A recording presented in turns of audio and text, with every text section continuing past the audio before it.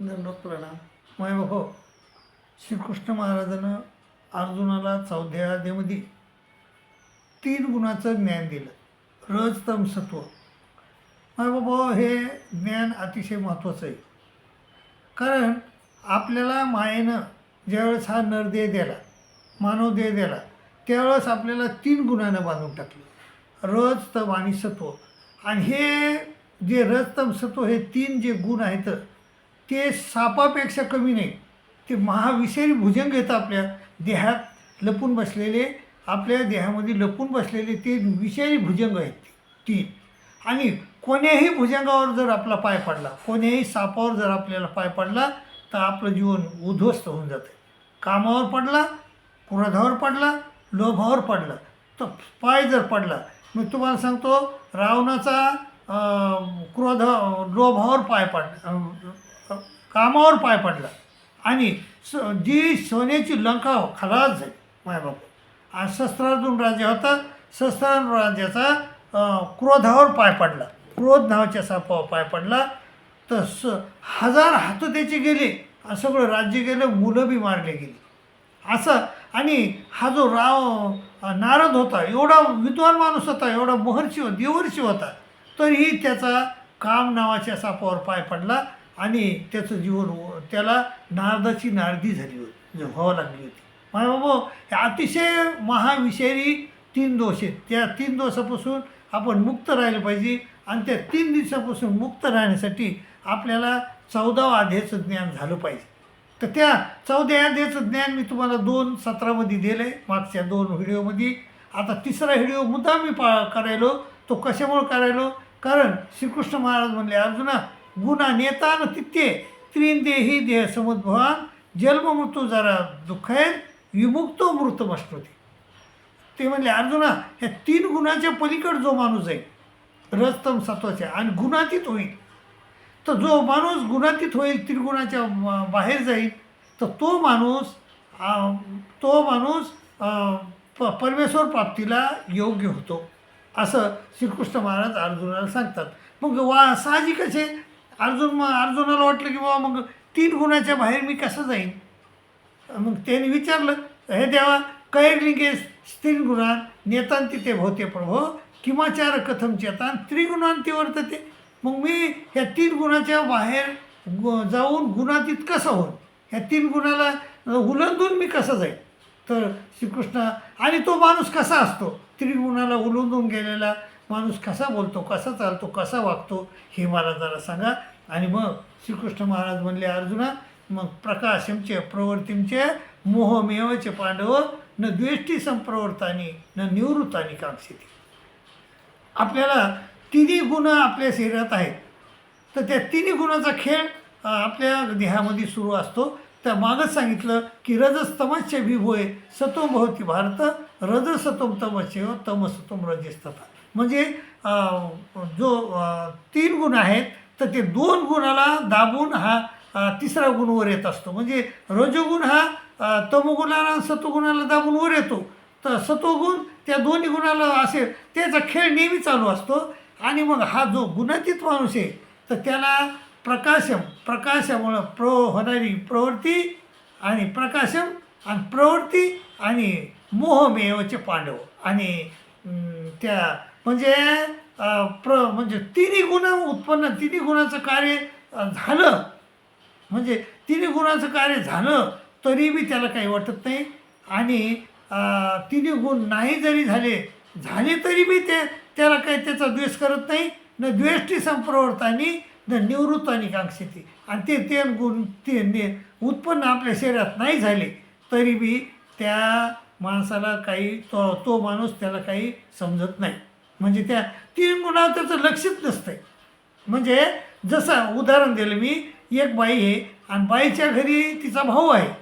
आता तो भाऊ हिच्या घरी आला तरी हिला सुख नाही, म्हणजे आला तरी तिला सुख नाही आणि नाही आलं तरी तिला दुःख नाही.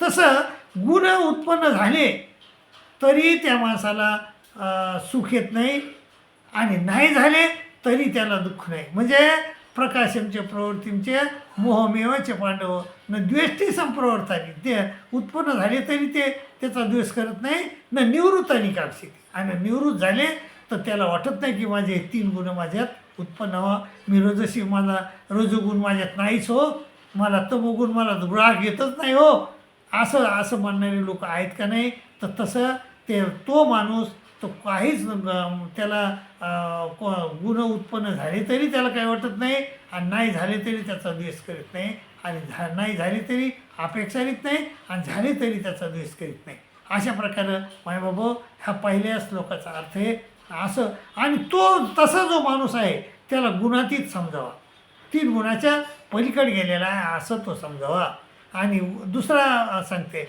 उदासीनो गुरव विचारली ते गुन्हा वर्तन तर येते येव तिष्ठते निगती आणि उदासीन आहे तो म्हणजे गुण उत्पन्न झाले तरी बी आहे आणि नाही झाले तरी तो उदास आहे त्याच्याबद्दल आणि गुन्हा वर्तन तर येते येव तिष्ठते आणि गुणात वर्तत असतात असं समजून तो त्याच्या आरी जात नाही त्या गुणाच्या आणि तेव्हा जो असा गुणाच्या आरी जात नाही माणूस आपण प्रत्येक गुणाच्या आरी जातो बाबा आपण समजा कुठं जाऊ लागलो तर आपल्याला 500 रुपये दिसले तर आपण ते उचलून घेतो म्हणजे आपला रजोगुण वर येतो त्या तमोगुणाला सत्वगुणाला दाबून आणि त्या गुणाच्या आहारी आपण होतो आणि त्या गुणाच्या आहारी झाल्यानंतर ते पैसे आपण उचलून घेतो ना गुन्हा वर्तन आणि पण जो गुणातीत माणूस आहे तो घेणार नाही पैसे उचलून आणि तो म्हणतो जाऊ द्या गुन्हा वर्तन तर येते येवतिष्ठ निघते त्याची हे करत नाही आणि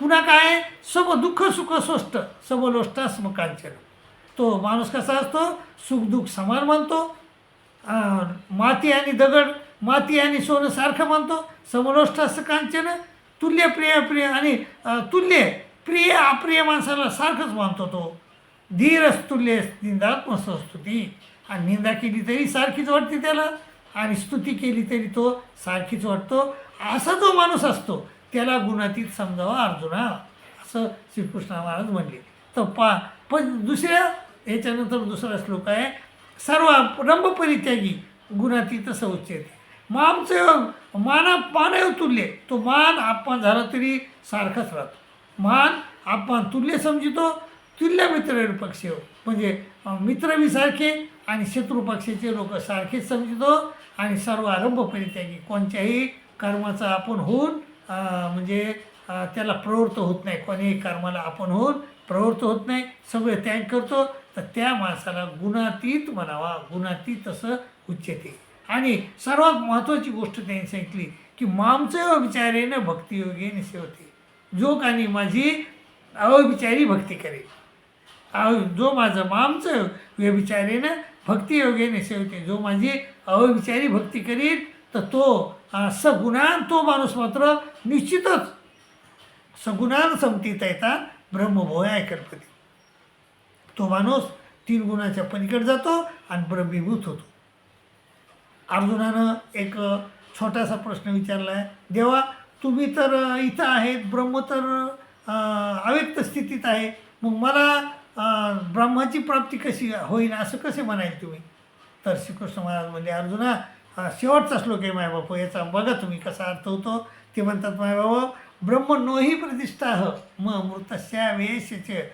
शाश्वतस्यचे धर्मशे सुख सैकांतिकस्यचे मी त्या ब्रह्माची प्रतिष्ठा मीच आहे अर्जुना ते ब्रह्म म्हणजे मीच आहे ते अव्यक्त ब्रह्म आहे आणि मी व्यक्त ब्रह्म आहे मायबाबा असाच काहीतरी प्रश्न आमच्या स्वामीला विचारला होता आणि गोविंदपूर महाराजाला विचारला होता कोणतरी त्या द्राविड देशाच्या ब्राह्मणानं विचारलं होतं गोविंदपूर महाराजाला तुम्ही कोण आहेत बाबा ते म्हणले मी नाही का मी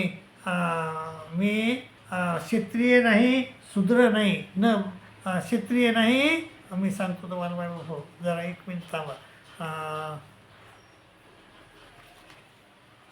न ब्राह्मण क्षत्रिय वैश्यशूद्रा न ब्रह्मचारी न ग्रही नसतो भिक्षुर न चाहम निजबोध रूपा ते म्हणले तोच श्लोक इथं आहे बाबा त्याच श्लोकाचा अर्थ तो होतो की ब्रह्म नोही प्रतिष्ठा मृतस्या वेश्यचे शाश्वतस्यचे धर्मशे सुख शंकांती कशाचे श्रीकृष्ण महाराजांनी विचारलं किंवा आपल्या याला विचारलं गोविंदपूर महाराज त्याला तुम्ही कोण आहे, ते म्हणले ना हा मनुष्य नच देव यक्षो, मी मनुष्य नाही, यक्ष नाही, देवता नाही. नच देव न ब्राह्मण क्षत्रिय वैश्य शूद्रा, ब्राह्मण नाही, क्षत्रिय 4 वर्णापैकी मी कोणीच नाही. न ब्रह्मचारी न गृही नसतो, मी ब्रह्मचारी नाही, ग्रस्ताश्रमी नाही, और वनातला नाही, वन असतो. भिक्षू बी नाही, भिक्षू न चाहम, पण मी निजबोध रूप आहे. असं तसं अर्जुनाला उत्तर देताना तेच उत्तर दिले श्रीकृष्ण महाराज. श्रीकृष्ण महाराजांना अर्जुन म्हणला, बाबा देवा तुम्ही तर इथं आहात, ब्रह्म तर तिथं आहे. ते म्हणले, अर्जुना ब्रह्मणोही प्रतिष्ठा मृतस्या वेयशेचे शाश्वतस्य धर्मशे सुख सैकांतिकस्य. त्या अविरस आनंदमय आणि त्या ब्रह्माची मी प्रतिष्ठा आहे. माझ्या बाबा अशा प्रकारे मी तुम्हाला हा अर्थ समजून सांगितला. म्हणजे ह्या प्रश्नाचा तुम्हाला कळला असेल आणि अशी मी अपेक्षा करतो आणि तुमची रजा घेतो.